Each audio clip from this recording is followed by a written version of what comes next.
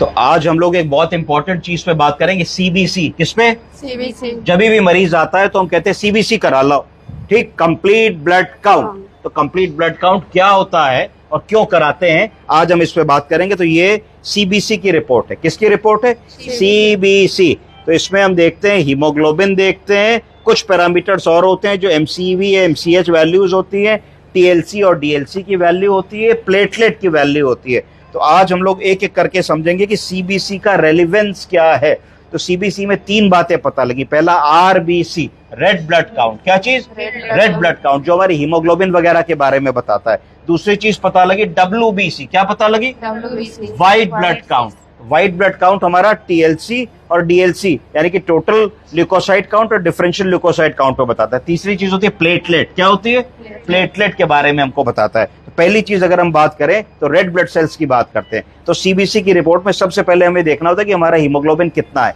Haemoglobin अगर पुरुष है तो 13 से 17 होना चाहिए। कितना? 13 से 17। अगर महिला है तो होना चाहिए 12 से 15। 12 से 15। तो अगर हमारा हीमोग्लोबिन कम है तो उसको कहा जाएगा एनीमिया। क्या कहेंगे? खून की कमी को क्या कहेंगे? अगर खून ज्यादा है, अगर खून 17 से ज्यादा है, 17.5 से ज्यादा है, तो उसको क्या कहेंगे? पॉलीसाइथीमिया। क्या कहेंगे?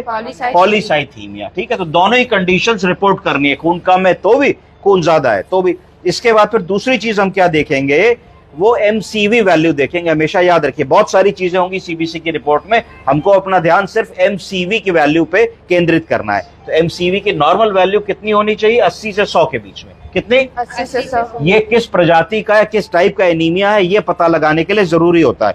तो अगर एमसीवी की वैल्यू 80 से कम है तो उसको कहा जाएगा माइक्रोसिटिक एनीमिया। क्या कहा जाएगा?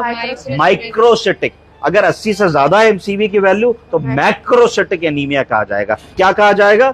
Macrocytic anaemia. और अगर 80 से 100 के बीच में है तो नॉर्मोसिटिक एनीमिया कहा जाएगा। सब ठीक हो गई, अब आप हट जाएगा तो उसको नॉर्मोसिटिक एनीमिया कहा जाएगा। आप समझ गए कि नहीं समझे? अब बारी आती है डब्ल्यूबीसी। डब्ल्यूबीसी का मतलब है व्हाइट ब्लड सेल्स। तो व्हाइट ब्लड सेल्स नॉर्मली 4 से 10 हजार होते हैं। कितने होते हैं? 4 से 10 हजार। तो अगर 4 से 10 हजार से ज्यादा है तो उसको क्या कहा जाएगा? ल्यूकोसाइटोसिस। क्या कहेंगे? ल्यूकोसाइटोसिस। मतलब ब्लड में इंफेक्शन हो रहा है, टीएलसी बढ़ रहा है, ल्यूकोसाइटोसिस। ये कब बढ़ेगा? इंफेक्शन में बढ़ेगा। कब बढ़ेगा? इन्फ्लेमेशन में बढ़ेगा। कब बढ़ेगा? ल्यूकीमियाज में बढ़ेगा। कब बढ़ेगा? जब स्टेरॉइड की दवा दी जाए मरीज को या फिर कोई एलर्जीज हो, उसमें टीएलसी बढ़ जाएगा। इसको क्या कहा जाएगा? इसको ल्यूकोसाइटोसिस कहा जाएगा। इसका विपरीत, जब टीएलसी 4000 से कम हो जाए, 2000, 1500, 2500 हो जाए, जो कई बार कैंसर के मरीजों में, पोस्ट कीमोथेरेपी, इम्यूनोसप्रेशन के मरीजों में, डेंगू के मरीजों में देखने को मिलता है, तो उसको कहा जाएगा ल्यूकोपीनिया। क्या कहा जाएगा? ल्यूकोपीनिया का उल्टा हुआ ल्यूकोसाइटोसिस। तो ल्यूकोपीनिया कब होता है? वायरल इन्फेक्शंस में होता है, बोन मैरो सप्रेशन के अंदर होता है, और कुछ दवाएं ऐसी होती है जो ल्यूकोपीनिया को करती है। कैंसर की दवाएं एक कॉमन ड्रग होती है जो रूमेटॉइड आर्थराइटिस में दी जाती है। हमेशा याद रखिए, मिथोट्रेक्सेट। कभी भी ल्यूकोपीनिया हो रहा है, टीएलसी कम है, अगर उसको मिथोट्रेक्सेट चल रही है, तो जब तक कोई सीनियर नहीं देख रहा, जब तक कोई और नहीं देख रहा, तब तक उस दवा को तुरंत रोकने की सलाह हम लोगों को दे डालनी चाहिए। समझ गए आप लोग? अब कंक्लूड करते हैं इस चीज को। समरी, खून की कमी को बोलेंगे एनीमिया। बोलिए, खून की कमी को बोलेंगे एनीमिया। किस टाइप का एनीमिया है ये पता लगाने के लिए एमसीवी वैल्यू को देखेंगे। एमसीवी वैल्यू से टाइप ऑफ एनीमिया पता लगेगा। ठीक है, माइक्रोसिटिक, मैक्रोसिटिक या नॉर्मोसिटिक एनीमिया। फिर हम क्या देखेंगे? फिर हम टीएलसी देखेंगे।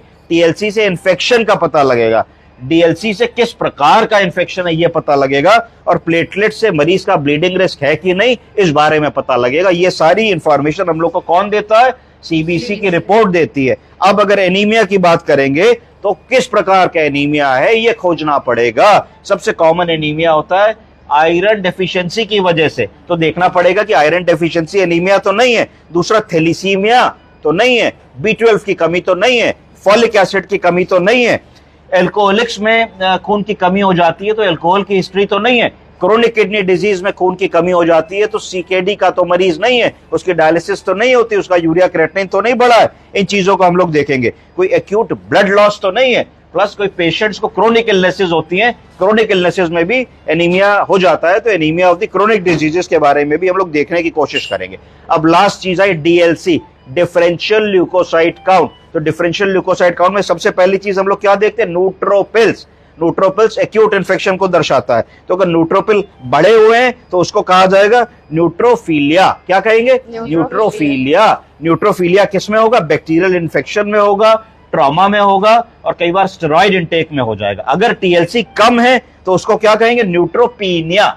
उधर फीलिया था, इधर न्यूट्रोपीनिया हो जाएगा। तो न्यूट्रोपीनिया किसमें होता है, एप्लास्टिक एनीमिया में होता है, सेप्सिस में होता है और कई ड्रग इंटेक से होता है। फिर न्यूट्रोफिल्स के बाद क्या देखते हैं, लिम्फोसाइट्स। क्या देखते हैं, लिम्फोसाइट्स। तो लिम्फोसाइटोसिस, अगर लिम्फोसाइट्स बड़े हैं तो उसको लिम्फोसाइटोसिस कहोगे। ये कब बढ़ते हैं, ये वायरल इंफेक्शन में बढ़ते हैं, टीबी में बढ़ते हैं और ब्लड कैंसर में बढ़ते हैं। इसको CALL भी कहा जा सकता है। अगर जो है लिम्फोसाइट्स कम हो जाएंगे तो उसको कहा जाएगा न्यूट्रोपीनिया। न्यूट्रोपीनिया, ठीक है, ये किसी ड्रग्स के कारण न्यूट्रोपीनिया होता है। स्नोफिल्स हम लोग जानते हैं एलर्जिक कंडीशन में बढ़ते हैं, उसको स्नोफिलिया कहा जाता है।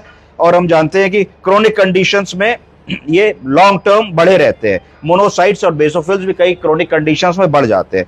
प्लेटलेट्स, अगर प्लेटलेट 1.5 लाख से कम है तो उसको क्या कहा जाएगा, थ्रोम्बोसाइटोपीनिया, लो प्लेटलेट काउंट। ये किसमें कम होते हैं प्लेटलेट, डेंगू में कम होते हैं, ITP में कम होते हैं ना, थ्रोम्बोसाइटोपिनिक पुरपुरा। उसके बाद एप्लास्टिक एनीमिया में प्लेटलेट काउंट कम होते हैं। अगर प्लेटलेट काउंट हमारे ज्यादा है तो उसको क्या कहा जाएगा, थ्रोम्बोसाइटोसिस। क्या कहा जाएगा, थ्रोम्बोसाइटोसिस। ये भी किसी प्रकार के कैंसर्स में, सर्टेन मेलिग्नेंसीज में बढ़ जाते हैं। रेड फ्लैग क्या है, CBC की रिपोर्ट देखी तो कब हड़बड़ाओगे, तब हड़बड़ाओगे जब हीमोग्लोबिन 6 से कम आएगा। अगर कोई ऐसी सिचुएशन है जिसमें TLC 1 लाख से ज्यादा है, 1 लाख से ज्यादा है, तो आंख बंद करके समझ जाओगे कि ल्यूकीमिया हो रहा है। इस मरीज को कहीं ना कहीं कोई ब्लड कैंसर जैसी परेशानी हो रही है। अगर प्लेटलेट काउंट 20,000 से कम है तो कान खड़े हो जाने चाहिए, ब्लीडिंग हो सकती है, इसमें तुरंत प्लेटलेट ट्रांसफ्यूजन की हिस्ट्री है। एक शब्द सीखिए जिसको पैनसाइटोपीनिया कहते हैं। पैनसाइटोपीनिया में तीनों चीजें कम हो जाएंगी, TLC भी कम हो जाएगा, DLC भी कम हो जाएगा, RBC भी कम हो जाएंगे, प्लेटलेट भी कम हो जाएंगे। अगर ऐसी बात होती है तो इसका मतलब हमारे मरीज को बोन मैरो सप्रेशन हो रहा है, सीवियर बोन मैरो सप्रेशन है। तुरंत हम लोगों को बड़े अस्पताल भेजना होगा और सीनियर स्पेशलिस्ट की सलाह लेनी होगी, इम्यूनोलॉजिस्ट की सलाह लेनी होगी, उसको हल्के में ना ले। कुछ समझे आप लोग? माता जी अब बताओ क्या हुआ? हाँ, हटवा रहे, खोलो बेटे, बंद करो।